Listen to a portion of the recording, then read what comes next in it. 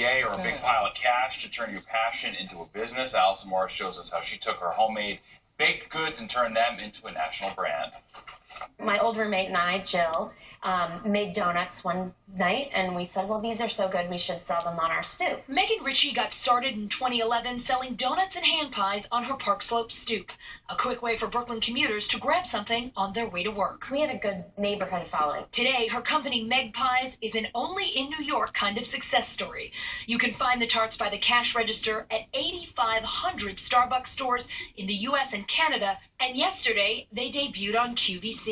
May of 2016 to August, September of 2016, we made 2.5 million to 3 million tarts.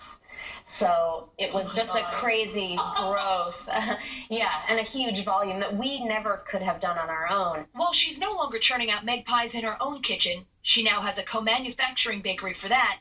MegPies remains a small business of two with no outside investors.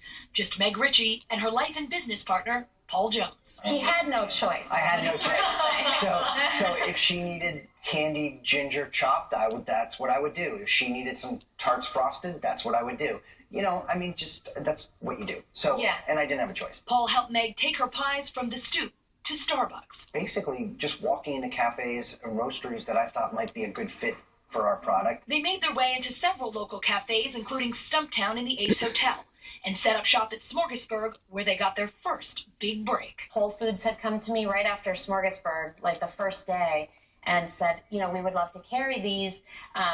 Here's, you know, our giant packet of all the things you have to do, including, you know, have a kitchen that has a permit and get insurance and all of these things.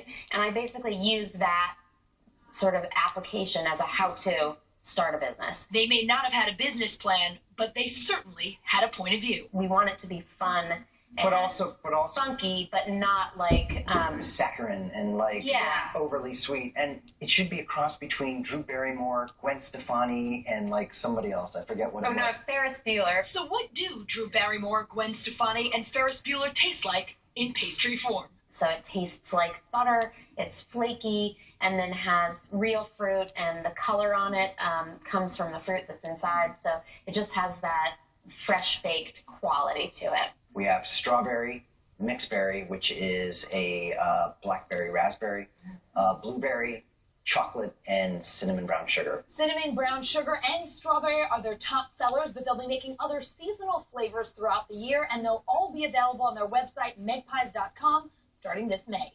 In the newsroom, Allison Morris, Fox 5 News. Very well. Pastry is like flaky and salty, which is an interesting twist. But that's what Allison said that she liked about it, All right, well, Crayola getting rid of one of its iconic crayon colors.